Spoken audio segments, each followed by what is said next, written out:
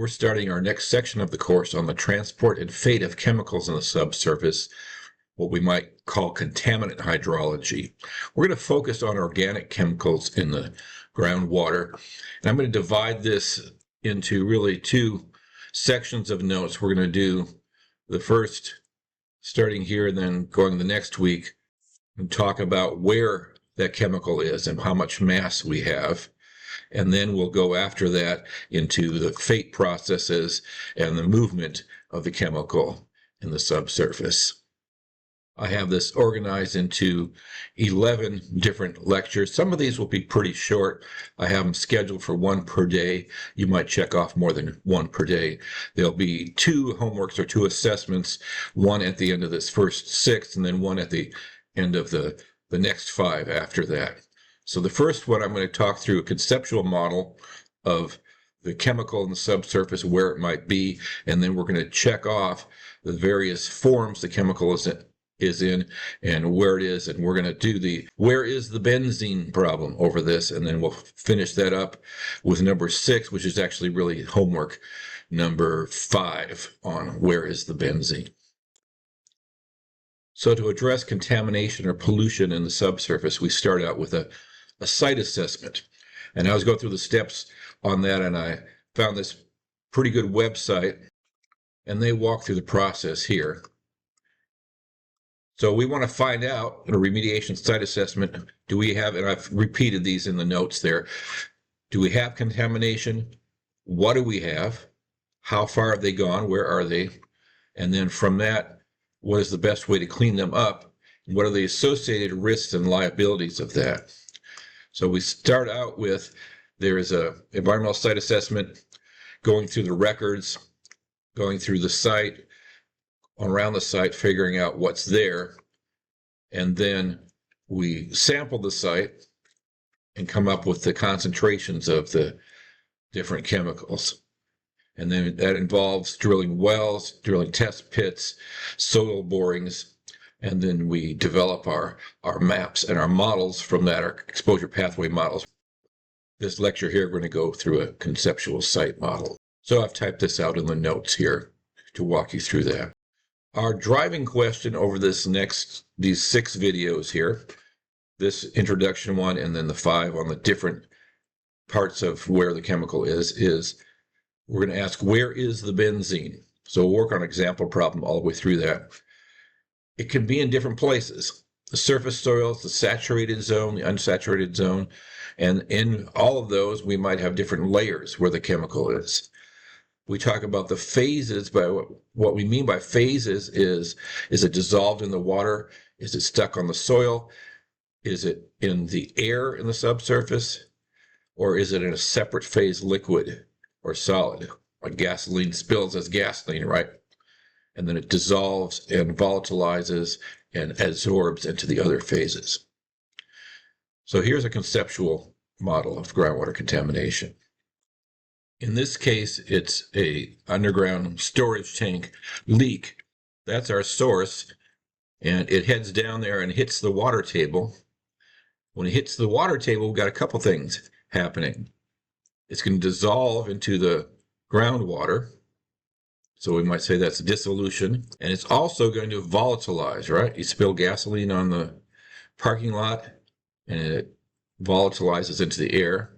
So we have volatilization.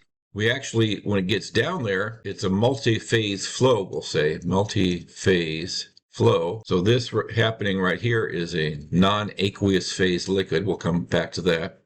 When it gets in the ground, there's a couple things that happen to it. One is that it transports just with the groundwater. We call that advection, and it spreads out as it goes. So as it's going, it spreads out in different directions. We call that dispersion. In the subsurface, we have solid particles, and some of our chemical sticks onto that. So we have a little bit of benzene on the soil and benzene in the groundwater, and we call that process, adsorption, or sometimes just sorption.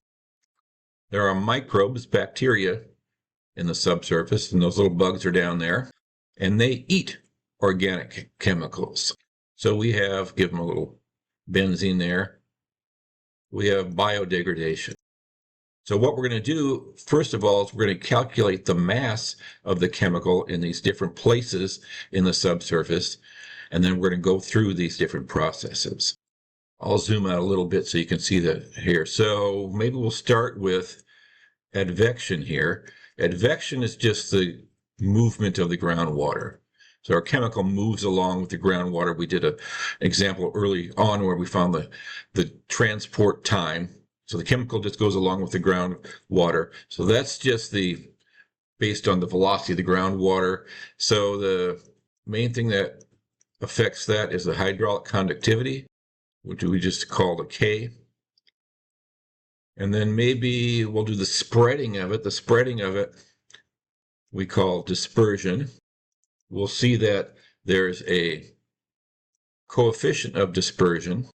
And actually, we'll see there's two parts of that. There's the molecular diffusivity, just the diffusion of it, and then the mechanical spreading of it. We take an alpha times the velocity, and we'll explain all this. I have a whole video on that. And then we call that just the dispersion coefficient usually. And then we'll go over here to sorption or adsorption, and there will be a sorption coefficient or a distribution coefficient, we might call it, and that's going to be called K with a sub D. For distribution, that's the sorption or distribution coefficient. The biodegradation, we'll do that one next. Degradation. That we're going to use first order kinetics for that, real simply. C equals C0 e to the minus KT, and K, or in a lot of applications, we use a lambda for that. That's the degradation rate constant. When it volatilizes into the air from the water, so we can also go from here, from the gasoline itself, or in the water, we call that volatilization. And we're going to focus on it going from the water to the air, and that's determined by Henry's law, which you use an H for that, and we just call that Henry's law constant or Henry's constant. And then to get into the water to begin with, that's called dissolution. And that's based on the solubility of the chemical. So that's a list of the different processes that happen in the groundwater that govern the fate and transport of the chemical. So I might call that a conceptual model for groundwater contamination. When we do a site investigation, we actually develop a formal conceptual site model, and we have a template for that, the source, the constituents of interest that we're looking at, the transport media and mechanism, and then how it gets to receptor, which I'll come back to that in a second. States we work with have these templates, and then also our company has templates. In this case, we have some volatile organic chemicals and some polyaromatic hydrocarbons. There's direct release, there's volatilization, and that gets into the soil vapor, and it can get to somebody through vapor intrusion. We can also have surface soils. We're not going to mess with that in this course. We're going to talk about the groundwater mostly, but the volatilization and the infiltration into the groundwater, and then someone can be exposed to that through their skin, inhalation of the volatiles coming out of the groundwater then, or drinking the groundwater. And we might divide that groundwater into a couple different sections. So we have a formal process for developing a conceptual site model for each site. This is actually required by the states. A little note about risk assessment, which is, as I record this, is my main day job.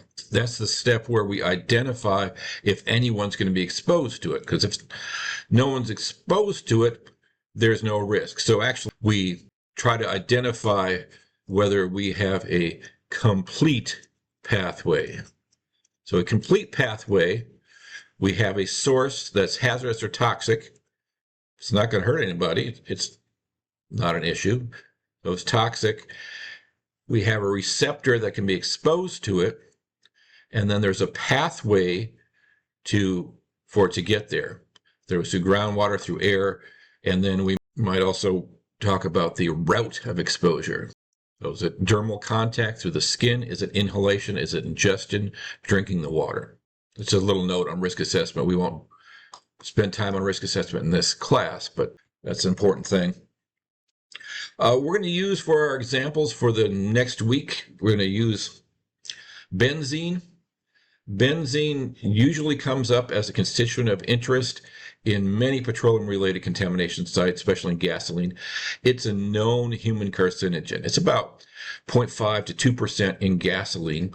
It's aromatic. It's one of the things that gives gasoline its sweet smell. So if you're smelling gasoline, you are inhaling a known human carcinogen. It's volatile, goes into the air, so you can smell it. It is biodegradable. Benzene ring, which is benzene is C6H6, which it has the 6 C's, carbons in this ring with H's on each of them, and then it has 3 floating double bonds. So that's why those lines are there. Those are double bonds, or we might write that as a circle. You'll see benzene drawn either way. A benzene ring is a core structure of many organics. The federal maximum contaminant level is 5 micrograms per liter, parts per billion. And the state of California, this one's from California, is even lower than that. This is really based on the detection. The detection's a little lower now, but you shouldn't have any of it. So you have to have concentrations that are really low. So benzene comes up in just about every site that had some type of petroleum contamination. So that's an introduction to transport and fate, and we'll start checking off these different places that the chemical can be, different mechanisms for its transport, and then how much of it we have.